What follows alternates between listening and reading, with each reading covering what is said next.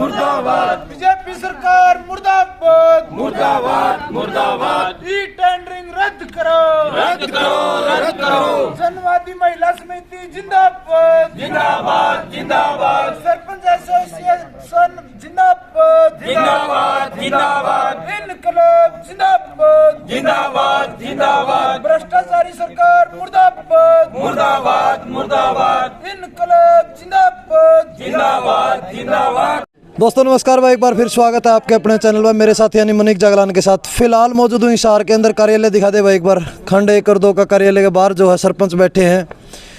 मामला सबने बेरा है, नया मामला नहीं है, पुराना हो चुका है। और कल का क्या कुछ रहा है और आने वाला कल में क्या कुछ रहेगा, सरपंचों से बात करांगे। क्या कुछ फिलहाल तक चल रहा है, कुछ बात सिरा चढ़ती दिखा या नहीं चढ़ती दिखा, उसके ऊपर भी पूरी जानकारी लेंगे। जी नमस्कार। नमस्कार जी। अगर बात करा धरना पे बैठेंगे, आज कई दिन हो गए धरना बैठे ना? आज हमारा ये 17वां दिन है जी अनिश्चितकालीन धरने पे बैठे हुए। और पूरी हमारे तमाम हरियाणा के सरपंच अपने अपने ब्लॉकों पे धरने पे बैठे हैं। सरकार की जो काले कानून सरकार लागू कर रही है, ई टेंडरिंग और उसके साथ साथ ये जो राइट टू रिकॉल के कानून लागू लेकर आ रही है, उसके विरोध में हम पिछले 17 दिनों से धरने पे बैठे हैं। 17 दिन हो गए बैठे ना। के लग गए को कान का तलब जूं उनका रेंजन लग रही, कुछ बेरा नहीं पड़ा उनका, मतलब कोई रिएक्शन नहीं आने लग रहा उनका भी लग। आपने क्या उम्मीद होता है? ऐसा जी, आज 17 दिन हो गए, लेकिन हमने 2 बार मेमोरेंडम के माध्यम से भी सरकार को डीसी एसडीएम के माध्यम से भेज करके भी चेताया है, लेकिन अभी सरकार की तरफ से हमारे को कोई भी मैसेज नहीं मिला है। सरकार गूंगी बहरी बन के बैठी है और सरकार ये चाहती है कि ये सरकार जो गांव की सबसे छोटी सरकार है, इसको कुचलना चाहती है। और ये चाहती है कि ये सरकार हमारे साथ टकराव करे, टकराव की स्थिति पैदा करे। लेकिन हम पढ़े लिखे हैं, कानून हाथ में नहीं लेंगे, लेकिन अपने मांग और अधिकार मांगने के लिए बैठे हैं। जब तक हमारे ये मांगे पूरी नहीं होती तब तक हम इसी तरह विरोध जारी रहेगा हमारा। कल विरोध कर रहे थे, जिस तरह आपने बताया टकराव की स्थिति, कल इस प्रकार की स्थिति भी हुई थी। कुछ साथियों को आपके साथियों को रियासत में भी लिया गया था। हाँ, इस पे हमने कल बयान भी दिया था। जिस तरह से हमारे परसों भिवानी के अंदर सरपंच साथियों को मतलब हिरासत में लिया गया था बबली के प्रोग्राम से, और इसी तरह कल उप मुख्यमंत्री के प्रोग्राम का जब विरोध करने पहुंचे तो वहाँ भी हिरासत में लिया गया था कैथल के अंदर। तो हमने उसका कड़ी शब्दों में निंदा भी की थी।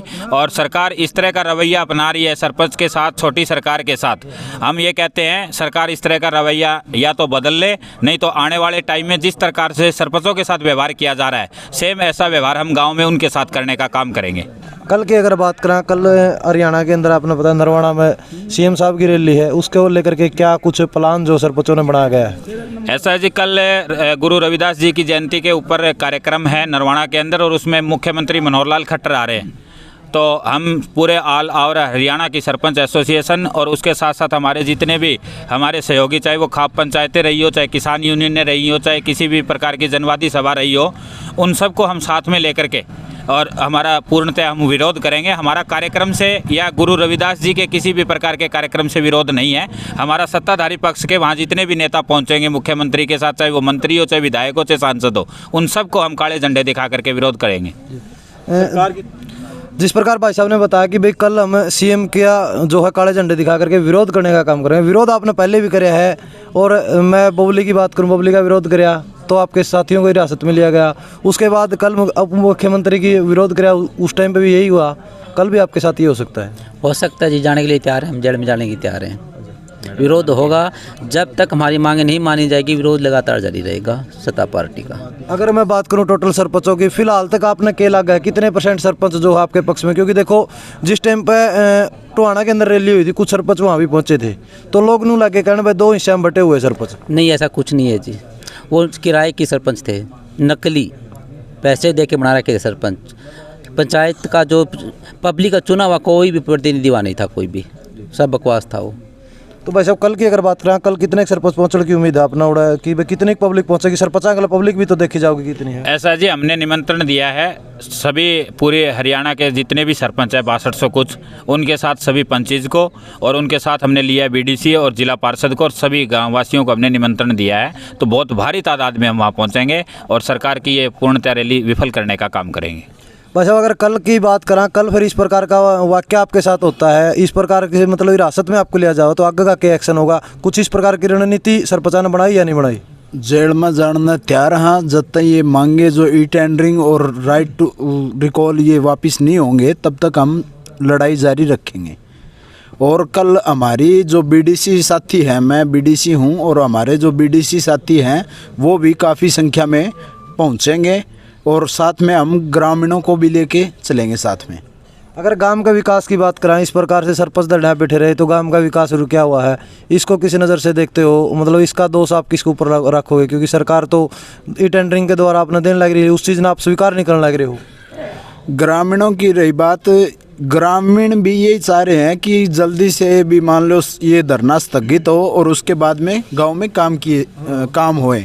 तो यदि धरना चलेगा तो काम नहीं होगा। तो हम तो यही चाहते हैं कि जल्द सरकार सुनवाई करे और धरना स्थगित हो हमारा, उसके बाद में हम गांव में जाके काम करें। अच्छा, जब आप गांव से आते हो तो गांव के लोगों का क्या रुझान होता है? क्योंकि गांव के लोगों की कितनी मतलब आपको पॉजिटिव या नेगेटिव है, कितना साथ आपको गांव के लोगों का मिल रहा है इस चीज़ में? गांव के लोगों का पूर्णतया भरपूर सहयोग मिल रहा है, क्योंकि अब की बार गांव ने पढ़ी लिखी पंचायतें बनाई है, तो इसका मतलब गांव भी जागरूक है इस चीज़ के प्रति। क्योंकि गांव के लोग भी जानते हैं कि ई टेंडरिंग में और राइट टू रिकॉल में हमारे गांव सरपंच का अकेले का नुकसान नहीं है, पूरे गांव का विकास का नुकसान है। तो पूरा गांव हमारे को समर्थन देने के लिए तैयार है। हम तो सिर्फ आगामी रणनीति की इंतजार कर रहे हैं, जो हमारा स्टेट बॉडी फैसला लेगी उसके हिसाब से हम पूरे गाँव को भी लेके आएंगे। तो भाई दोस्तों, पूरा मामला अपना पता चल गया है। और कल की अगर बात करें जाए, कल नरवाना के अंदर जो सीएम साहब रैली करने लग रहे हैं, पूरे सरपंच नहीं, उनके साथ में बीडीसी मेंबर और जो जिला परिषद है वो सभी मिलकर के उनका विरोध करने का काम करेंगे, इन आज बताया है। आपने क्या लगा कमेंट करके जरूर बताइए। धन्यवाद। जय हिंद, जय जवान, जय किसान।